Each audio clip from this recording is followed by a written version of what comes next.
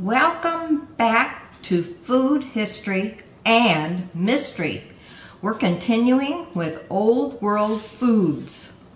Farming started independently in dozens of places around the world at different times with different crops.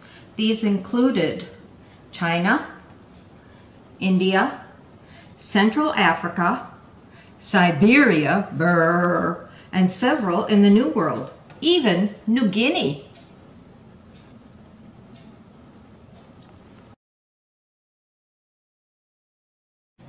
Wild rice was widespread in South Asia, and a couple species were in Africa. Rice was probably first domesticated by the Yangtze River in China between 8 and 13,000 years ago. Thousands of varieties were developed and used for multiple purposes. It is difficult to grow, requiring various levels of water at different times of growth, and it's back-breaking work. Millet was grown in northern China. Millet is a small seed grass that was wild in the semi-arid tropics of Asia and Africa. Because it grew wild in multiple places, it was probably domesticated separately in China, India, Central Africa, and others. It was first eaten in China more than 10,000 years ago. Like wheat, millet flour was used for several purposes. It is now grown mainly in developing countries like India, topping the list. Soybeans are legumes native to East Asia. They were first grown in China 7,900 years ago. Soy has many uses, including being eaten by itself, as a bean curd, soy milk, or fermented as soy sauce. Tea bushes are native to China and East Asia. Tea probably was first processed and brewed in China. Chinese legend has it that tea leaves were first boiled in 2737 BC and discovered by a legendary emperor. Various processing techniques produce green, yellow, and black teas. Teas were introduced to European priests in the 16th century and first shipped by the Dutch East India Company. The English East India Company followed, and the British became the major tea-drinking nation. The Boston Tea Party became a key event in the American Revolution. Wild apples existed in thousands of varieties and were thought to have been domesticated in Central Asia some 6,000 to 10,000 years ago, and then traveled along the Silk Road, both east and west. They were introduced in North America in the 17th century and became America's favorite fruit. There really was a Johnny Appleseed.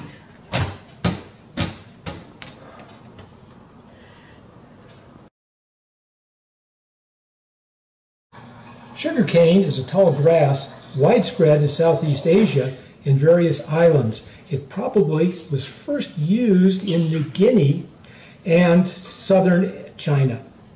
Refined sugar granules were produced in India over 2,000 years ago. The only sweetener in most of the Old World was honey, so sugar traveled west with high demand and high cost. When Crusaders discovered sugar in the Holy Land, it caused a sensation across Europe and increased tooth decay. Italian merchants made a fortune shipping sugar from the Muslim world across to Europe. Sugar helped fuel the Renaissance. Demand was insatiable, and Portuguese and Spanish explorers led the way to new sources, finding islands to grow it. It became a lucrative industry in the Caribbean islands based on slave labor. Today, Brazil is the largest producer. Wild bananas in many varieties grew across Southeast Asia and on various islands. First evidence of domestication was in New Guinea, possibly 10,000 years ago. Bananas spread where it would grow around tropical Southeast Asia as far as India, around the Arabian Peninsula and the Nile, then much of Africa. The Portuguese started banana plantations in the Caribbean. The olive was found throughout the Mediterranean, and olive oil became basic to Mediterranean cooking. It was domesticated by 7,000 years ago. The Mediterranean is still a major source for olives and olive oil. Coffee beans were discovered in Ethiopia during the Middle Ages. It made its way to Yemen and eventually roasted, ground, and turned into a hot caffeinated drink. Coffee houses spread across the Muslim world and later, thanks to smuggling, into Europe and beyond. Coffee houses were a factor in the rise of the West as like-minded scholars met in their favorite coffee houses. These may have been more popular than Starbucks. Watermelons were native to northern Africa. Watermelon seeds have been found along the Nile from 3,000 to 4,000 years ago, and in Libya even earlier, about 5,000 years ago. Watermelons were cultivated as far as India and China during the Middle Ages. Other foods native to Africa were sorghum, African rice, okra, black-eyed peas, and yams. Sorghum is another cereal domesticated in Africa. Rice was native to West Africa. Okra is a flowering plant in the mallow family and probably domesticated in West Africa. The black-eyed pea is a legume domesticated in West Africa. The peas and okra were grown by slaves in the southern U.S. The yam is an edible tuber of multiple species and also domesticated in West Africa.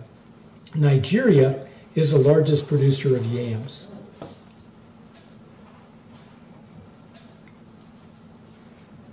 Oranges are hybrids of other citrus fruits, pomelo and mandarin, thanks to Southeast Asian genetics over 2,000 years ago. Horses, cotton, and camels were keys to trade. Cotton existed as separate species in both the Old and New World. Cotton from Pakistan and India have been found from 8,000 years ago, resulting in a thriving textile industry with exports as far as Europe.